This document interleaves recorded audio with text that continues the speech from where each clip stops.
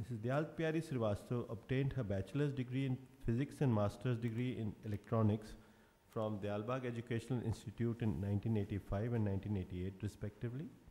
She has been actively involved in physics education at the college level for nearly 15 years and has vast experience of science education. Ms. Srivastav has attended several seminars and conferences, and one of her papers on sensitivity analysis presented at IIT Kharagpur was widely appreciated. She has won numerous awards and honors and was recently presented with the Best Teacher Award in her college. One of her invited papers was recently published in the special issue on quantum computing reviews of the Journal of Indian Institute of Science, Bangalore, and another one in the International Journal of General Systems. She won the Best Paper Presentation Award in the session on Quantum and Nano Information Systems at the Joint International Conference on Applied Systems Research and 23rd National Systems Conference. She is an avid researcher and is currently pursuing joint PhD in Quantum Information/Computation from DEI and IIT Delhi. Her research interests include field graph modeling of quantum systems and the theory of many things. Today she is going to talk about microtubules, a quantum information processing perspective. My presentation includes graph theoretic quantum system modeling, considering the example of a single qubit. An illustrative circuit for teleporting a qubit is modeled as a complex system of systems, simulation of microtubules in brain as quantum Hopfield networks, computation of Lyapunov energy function, and 3-particle quantum teleportation. Graph theoretic quantum system modeling is facilitated by considering the fundamental unit of quantum computation and information, namely a qubit as a basic building block. A single qubit can be in a linear combination of two computational basis complex states, Ket0 vector states Ket0 and Ket1. There are two separate subsystem graphs corresponding to a qubit consisting of Ket0 and Ket1. The graph shown in the figure is the union of two separate parts, where A1 A1 prime denotes the Ket0 part and B1 B1 prime denotes the Ket1 part. Here alpha and beta are complex numbers such that mod alpha square is the probability of qubit of information computation data flow rate along quantum across variable unit directional vector Ket0, and mod beta square is the probability of qubit of information computation data flow rate along quantum across variable unit directional vector Ket1. Ket psi is the inner product of the y vector and the x vector, and it gives the quantum state which can be used further for deriving quantum information or entropy. Quantum teleportation is a technique of moving quantum states around even in the absence of a quantum communication channel linking the sender of the quantum bit to the recipient. So here we have considered the most common circuit which is used for teleportation, in which there are 3 ports and 4 stages. So the information which is applied at port 1 is in the form of Ket psi, which needs to be teleported to the recipient. Here the sender is Alice and the recipient is Bob, and the first 2 ports are with Alice and the third port lies with Bob. So the second and the third ports are they are quantum entangled, and the quantum entangled bit, that is Ket beta 00, is applied to these 2 ports. So initially at the 0th stage, the information is applied to all the 3 ports. Then between the 0th and the first stage, there is a C0 gate which is applied to the first and the second ports. The third port is not connected to the C0 gate, so therefore flipping does not occur at the third port, it only occurs at the second port. Then beyond this, between stages 1 and 2, a Hadamard gate is applied to port 1. After which, between stages 2 and 3, measurement is made by Alice at both the ports 1 and 2, and whatever is the result of this measurement is then communicated to Bob, and this is communicated through a classical channel. So there is classical telecommunication which takes place between stages 3 and 3 star. And between stages 3 star and 4, Bob, after receiving the information, applies a suitable Pauli error-free gate in order to obtain the qubit in the form that it was required to be obtained, that is ket psi.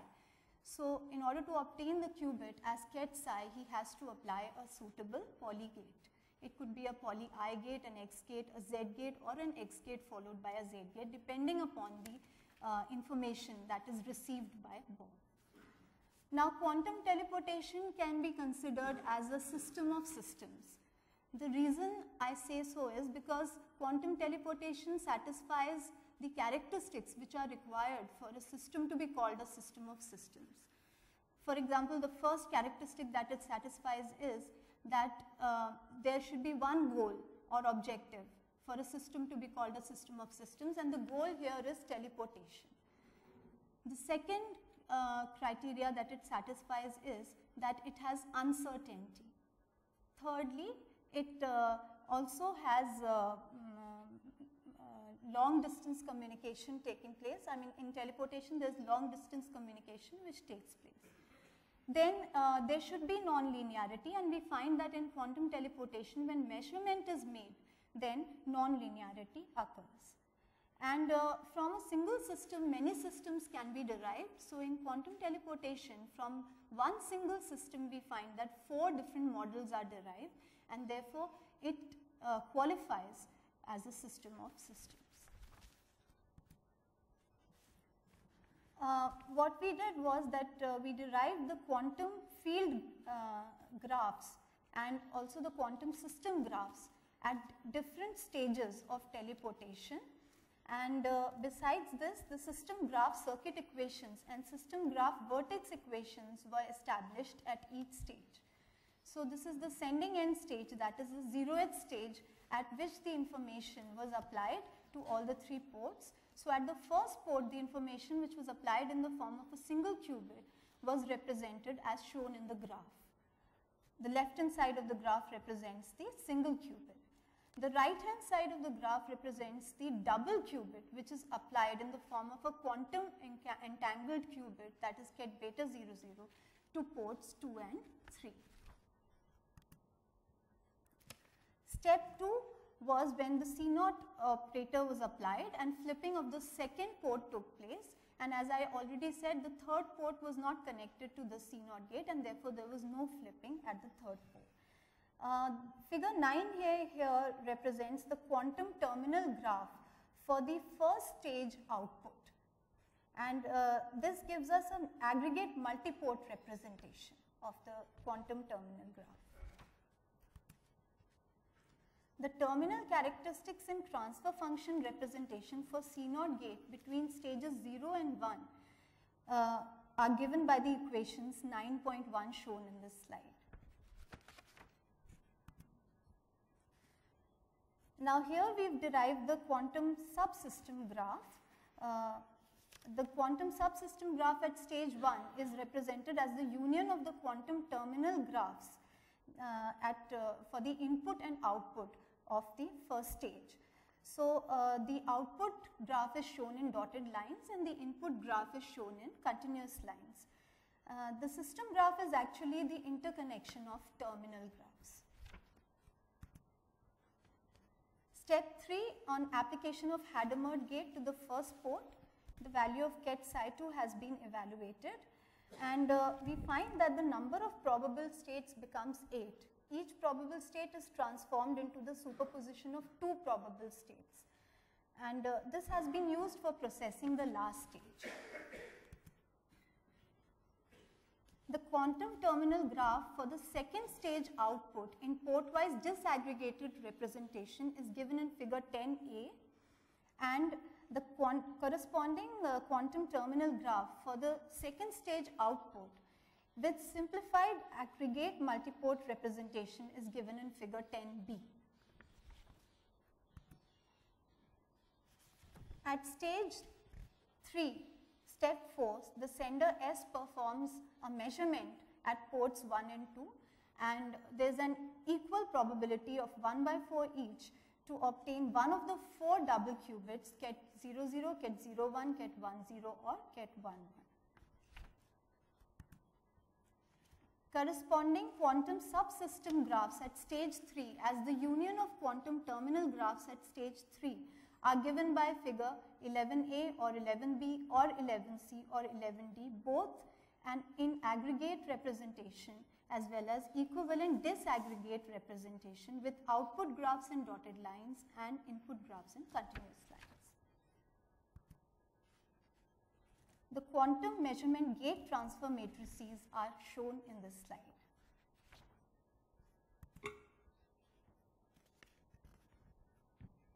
The information measure is given by the equations 11.5 to 11.8 on this slide. Now, once the information has been received at the receiving end, the relevant polygate is applied to it, and it is characterized by the appropriate matrix for the 4 possible descriptions of the double control qubit CC as given by the following figure.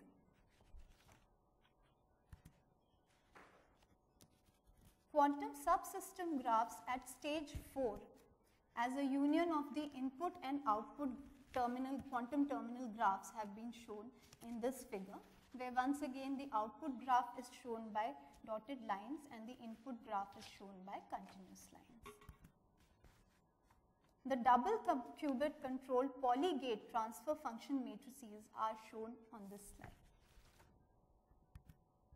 At the receiving end, the quantum terminal graph for Dirichlet boundary conditions are given by continuous lines as shown in figures 12a or b or c or d, which represents terminal variables in aggregate as well as disaggregate forms. And finally, the information which is received at the receiving end is in the form of ket psi after the application of a suitable polygate. Now, this slide shows us the structure of a microtubule and the arrangement of its tubulins, and I think a lot has been said already about this, so I would not like to say anything further. Computer models of microtubules. In 1984, Smith, Watt and Hameroff investigated biological regulation and information processing in microtubule lattices via cellular automata based on the electrostatic forces between tubulin subunits in a hexagonal A6 type lattice geometric arrangement. This slide shows us the Ising spin-based ferroelectric models. This slide represents the cellular automata lattice structure given by Craddock and Tuszynski in 2007. Hopfield networks. Hopfield networks are standard feedback neural networks and introduce the concept of information storage in the stable states of dynamical systems. These networks are one class of network models where nonlinear graded response neurons organized into networks with effectively symmetric synaptic connections are able to implement algorithms for an interesting class of problems such as AD conversion, optimization and linear programming. A quantum Hopfield network has an enormously expanded range of states as the qubits can exist in any superposition of the 2 states. This is not the same as a continuum classical net, since the state of the system is not between the 2 states, but both the states at the same time. The system carries information on as many channels as there are states contributing to the superposition. The quantum Hopfield network model of a microtubule as given by Berman and others in 2006 investigates the suggestion of quantum computation in microtubule protein assemblies numerically with qubit representing tubulin molecules interacting via Coulomb forces at finite temperatures. The Hamiltonian for a microtubule as a quantum Hopfield network is given by the equation H is equal to summation j equal to 1 to n k sigma xj plus a sigma zj. Here sigma x and sigma z are the poly X and Z matrices respectively, and K is the flipping amplitude, and A gives half the energy difference between the two states that are measured. Effect of poly X matrix on state delta and gamma is such that the amplitudes are flipped and the quantum state switches from one state to another without having the energy to climb the associated energy barrier and is therefore called tunneling. Quantum computers may be much closer to us than previously thought. In fact, there are billions of quantum computers inside our brain. So, since the material that's given on this slide has been discussed various times during this seminar by various speakers, therefore I don't think that I have to repeat this once again. Hopfield neural networks. Inspired by Penrose and Hopfield's orchestrated objective reduction theory, Bahram and others use an extremely simplified model of tubulant dimers, each represented simply as a qubit, a single quantum two-state system. In order to obtain the quantum Hopfield network, they consider an array of n qubits. Hamiltonian or energy function operator for each qubit j is given by equation 8, that is Hj is equal to k sigma x plus a sigma z.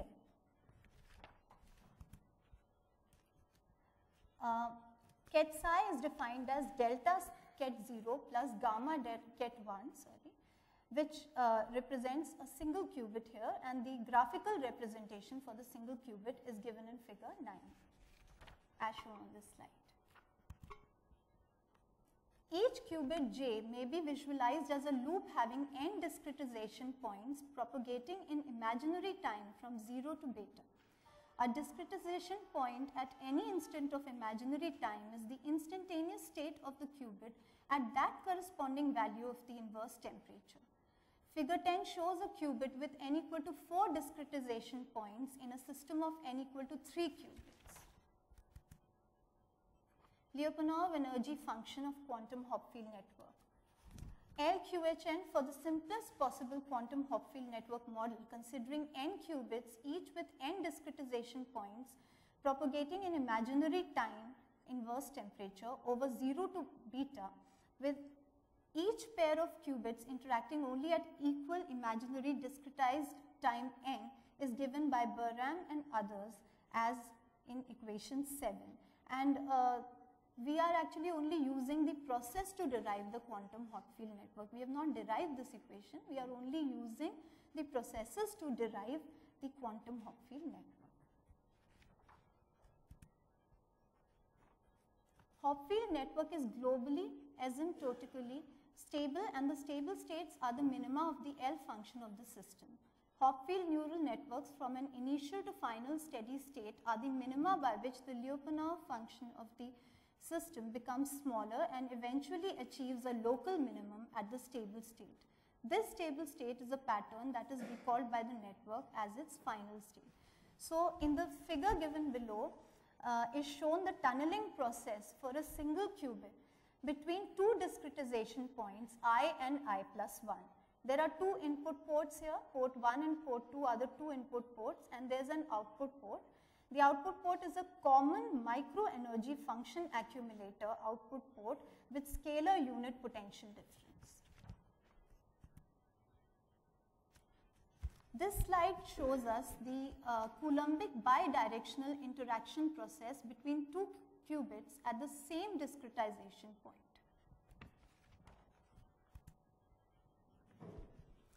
This is the subsystem schematic for tunneling function generator, and similarly a schematic for the bidirectional Coulombic energy function generator can be shown. It's not shown in this particular presentation, but it can be shown, and the interconnection of the two subsystems will give us the system schematic for the quantum Hopfield network, which can also be shown. So, it is possible to draw the system graph, which has yet to be drawn. It has not yet been drawn. This gives us the bidirectional Coulombic energy function generator, and at each discretization point, the interaction between the various qubits is evaluated. So finally, we find that we are able to get the equation for LQHN, which we had desired to get in this particular slide. It's given, I mean, it's shown at the bottom that we've been able to achieve that. Now, MATLAB simulation of quantum Hopfield network. 3 neurons have been considered here, which are represented by ket psi1, ket psi2 and ket psi3. The state of each neuron is a qubit. The weights are matrices, and instead of being symmetric, like in an ordinary Hopfield network where there are numbers, the matrices are transpose of each other. The weights are computed based on the state to be stored like in an ordinary Hopfield network, except that the linear equations become a matrix equation. The output of a neuron is calculated as matrix product of other neurons, and link weight matrices and a bias is added. The iterations are continued till the state to be stored is reached. The initial state of the neurons was ket psi1 equal to ket 0, ket psi2 equal to ket 1 and ket psi3 equal to ket 0. The state to be stored was ket psi1, ket psi1, psi2, psi3 equal to ket 1, 0, 1. So the number of iterations here that were required were 2, and finally the state that was stored was the same as the state that was required to be stored, that is ket psi1, psi2, psi3 turned out to be ket 1, 0, 1. This slide shows us the result for a single layer network. All neurons are connected to each other here. So we find that the first column gives us the number of neurons which are connected. In the second column, the iterations required are given. The third, fourth and fifth columns show us the matches after each iteration, that is iteration 1, 2 and 3, and the fourth column gives us the time taken. Multiple layers. The pattern to be stored was selected randomly for this case. The initial state of 13 qubits with a black square as 1 and white square as 0 was considered. 13 qubits and the first 13 layers are shown here. This representation is similar to that used by Burham and others in 2006. So here you can see the simulation of quantum Hopfield network for 13 qubits, and they were arranged in 5,000 layers. So the first part of it shows us the initial state of the first 13 layers, and the second one shows us the final state of the first 13 layers, that is the state that was required to be stored. The MATLAB simulation of Lyapunov energy function computation was done, and the results were obtained as shown here for a sample output for j equal to 20 qubits and I equal to 10 discretization points. Now this shows us the 3-particle quantum teleportation circuit, and so far we had considered a 2-particle quantum teleportation circuit. So here there are 3 agents instead of 2 agents, that is we have a third agent called Charlie in addition to Alice and Bob. Alice is again the sender of the information, Bob is the recipient, and Charlie is called the supervisor. So actually he controls the teleportation process, and unless and until he provides his measurement, the process cannot be completed. So he plays a very important role in this process. The initial state was evaluated as ket psi 0. This was when the information was applied to the ports, and we see here that the information that is applied to the ports 2, 3 and 4 are again quantum entangled, and the information is in the form of a GHZ state, which is given as ket 000 plus ket 111 upon root 2. So the at stage 0 the information is applied. At stage 1, after C0 gate has been applied, the information is given as ket psi 1. Then at stage 2, after Hadamard gate is applied, it's given as ket, at stage 1 it is ket psi 1, and at stage 2 it is ket psi 2. Then at stage 3, Alice measures her qubits, and depending on her measurement, the state of the remaining qubits 3 and 4 are shown in this slide. And finally, Charlie measures his qubit and conveys the binary result, which is measured by him, to Bob.